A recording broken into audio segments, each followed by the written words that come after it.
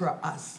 And her willingness to speak up has engaged us all in ways that we did not know we would be engaged before. Angela Rye. That's very nice. I appreciate you. Ooh, she dropped the mic too. True to form.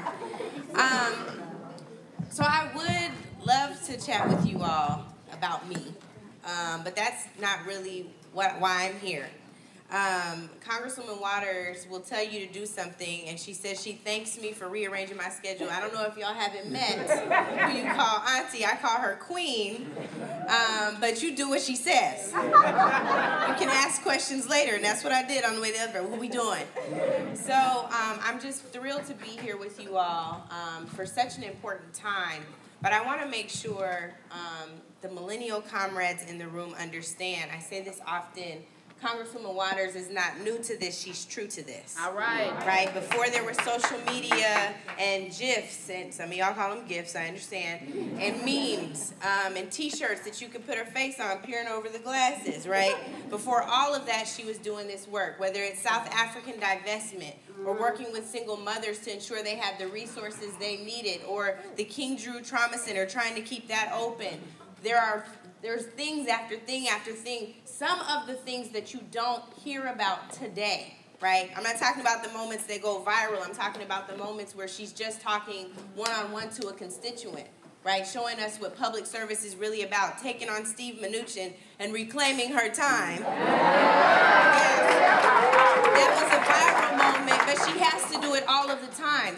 Rose, you mentioned in your poem the three-piece suit. She takes on three-piece suits and boots all the time, and we didn't hear about it before there was social. In law school, I introduced her and called her the nation's congresswoman, and I mean that. She will help any of us, whether we live in her district or not. That's right. And so, to that end, I know this is not a campaign event, but I will say that because of her fearless, courageous leadership, there are Trump folks who have tried to tarnish her name, who have tried to sign her name on a letter that's not her letter, right? They have tried to target her because they are so threatened by this woman who is clearly 7 feet tall to them, right? But she's bad and they're scared. And so I want you all, whenever you can, whenever you see it on social media, whenever you hear people talking about it, to combat the nonsense to the extent that you all do.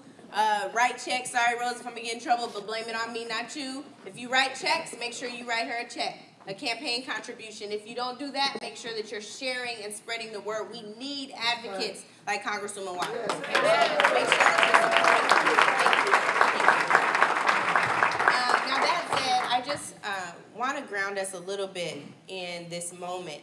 Congresswoman Waters, I took a page out of your book last week. I was in Memphis and really made the mayor upset. Yes, because he couldn't handle the truth. But the truth will set you free. Pharrell said the truth will set you free, but first it'll piss you off. That's what he said. And so sometimes it's just important for us to understand that 50 years later, and that's a truth that exists in too many of our communities. We know that our people don't have the resources they need. We don't have the jobs that we need. We don't have the wages that we need to really make a change. And I have been telling folks everywhere, all Black History Month, I know it's Women's History Month now, but since we have a short month, I'm just going to reclaim this other couple of days. And just say to you all, it's so important while we are focusing on our external strategy, that we are also leaning into our internal strategy. We have been asking and demanding and requesting a long time for some people that have no desire to give us what is rightfully ours after building this joint for free. Right? And that is just a hard truth. We may not get what we've been asking from them, but when you look at the shoulders that we stand on, our ancestors, all of that power, all of that might, this power that's sitting right here, we can do so much if we really apply ourselves. And so my request to the elders in the room, my request to my peers in the room, and my request to the younger folks among us in the room is to lean into whatever your gifts and talents are, to whatever your resources are, and understand that there's an internal agenda setting process that has to happen. We have to demand and require some things about ourselves. We have to open up Black bank accounts. Dr. King talked about this in a 1967 speech. We have to ensure that we have access to capital, and we'll only have that when we put our resources into banks that will support us, right? We have to support black businesses and stop questioning whether or not the product will arrive on time. Stop questioning whether or not it will be quality. Stop hating on yourself. We have to start giving back to the organizations that have been around here for 100 years. They've been around for 100 years for a reason. And young people, that doesn't mean you can't stand up your own organizations, but it does mean that just because you stood up your own, it does not have to compete. It can complement. So that's my stump speech to y'all. I hope you will really apply yourselves and do that. I've challenged myself this month. I was talking to one audience about the NAACP and an issue with my godson. And as soon as I walked out of this meeting with his teacher, where I was ready to fight, but I can't fight, y'all, that's the good news. I was ready to fight. She called him a threat. He's 7 years old. She said he was a threat to himself and to his classmates. As soon as we walked out of the meeting, I was like, we need to call the NAACP. But I hadn't paid my dues. We can laugh, but that is not funny. Hypocrite on the stage talking to this audience about how we need to support our organization. Same thing I just told y'all. And I was like, ooh. That burned. I haven't supported the NAACP since my dad was paying my dues for me in high school and college. And I was like, you know what? It doesn't matter if I think all of their strategies are relevant. What matters is that our end goal is the same. We gotta stop competing. We've gotta stop standing on the sidelines and hating. We don't have to do everything the same. All we have to do is make sure that we're leaning into supporting one another, and we will get there. Amen. But y'all, we better get there quick, because this dude is a fool in the world. Fool. Let's sit down. Okay, give Angela a big round of applause. So, Angela, I did just, talk a little bit about the fact that you had volunteered for me. You worked for a congressman. You served the Congressional Black Caucus as a director. And, of course, we all know that you're a consultant and that you're one of what I call the talking heads on CNN, SNBC. How did you get to be you? Oh, well, let's hear that so we can keep it. So I think the short answer is... Oh, you can't see? Okay. Yeah, it's low, yeah. I have my Congresswoman Waters stilettos on today. How about if I sit up here? Can I do that? Does that work? Okay. Somebody's talking. That's good. That's all right. It happens. All deference to my parents. I was raised in a home with an activist, and my mom is now a retired college administrator. My dad has a bullhorn in his trunk right now. He is looking for a protest right now. My mom is trying to throw old signs away in the garage, and they still right there. He's like, I'm going to need them for something. He just knows this protest is going to be recycled. It's coming back. But I was really raised with them, and then what I will tell you, Congresswoman Waters, is from interning for you in law school, you, for me, created this bridge between politics and activism. I grew up hating politics because my dad was always on the other side of it. And for the first time, I saw someone who embodied activism and politics in one body. You took on the system, but you took on the system on behalf of us from inside.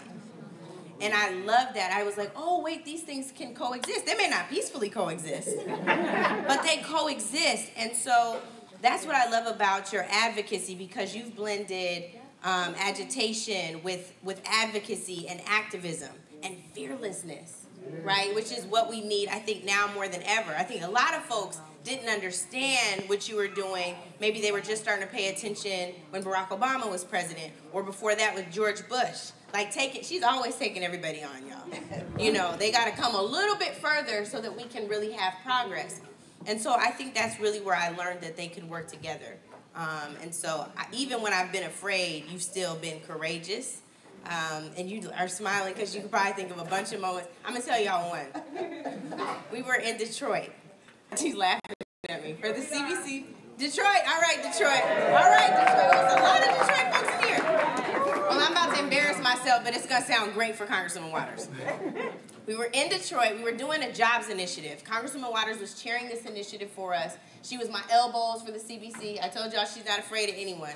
So I was like, we got to do this jobs fair. I need help. So she was running this jobs fair. We were in Detroit at a town hall meeting, and folks were upset.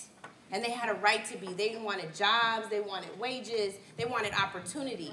And I just watched members of the audience stand up And I'm watching Congresswoman Waters, and she's taking each question, and I'm like, why are they so mad? What's going on? We're here to help, right? So I start getting nervous. I run up behind her, tap her. I was like, let's go, let's get off the stage. Like, I don't know what's going to happen. Like, folks are standing up mad. They're not talking, they just screaming. I can't understand what they screaming. I'm like, what is going on? I was raised, you know, across the street from the lake. So she talked about I'm afraid sometimes. So she was like, sit down, it's fine. They're just venting, it's fine. I was like, oh, okay. But I was ready to run out the town hall, y'all. What Angela didn't understand was, I don't understand. I have 12 brothers and sisters, not all living here. And so I'm from St. Louis. The show me state. St. Louis. All right, okay. And so we're used to that, you know, that's no problem. But Angela, you decided to go to law school. How much has that helped you in what you're doing now? I think it's helped a lot, particularly on Capitol Hill.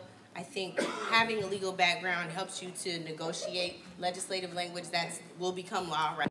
At least that's what you hope. And so it's helped in that way. I think that it helps you in writing, communicating strategy, communicating messaging. It's definitely helped in that regard. Again, going back to your office, I think you helped a lot because she let me take on a lawyer that had been doing work a long time. It just in talking about whether or not an injunction should be filed. So I think part of what helps about law school too is the opportunities that you pursue as your internships. You hope that someone will equip you and trust you that much. Well, we know that when you work on Capitol Hill, it's all about creating law.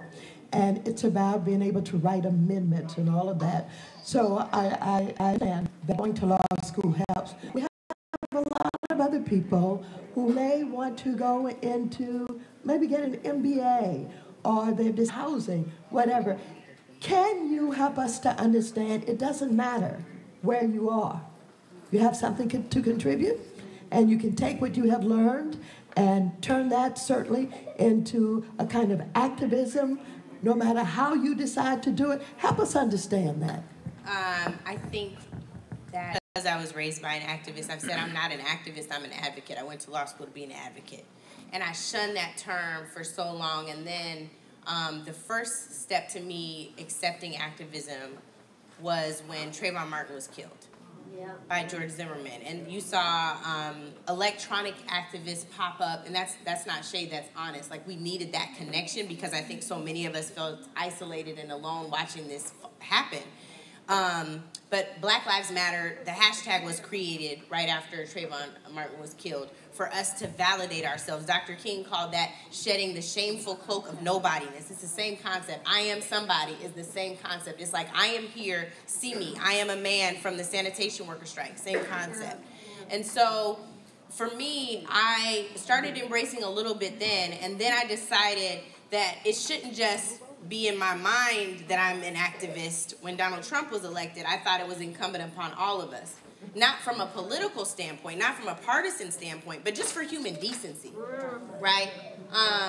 I'm a Christian, so as a Christian, I believe in more of a social justice gospel. I don't see any red letters where Jesus is talking about the stuff that Donald Trump is talking about. All right. Right?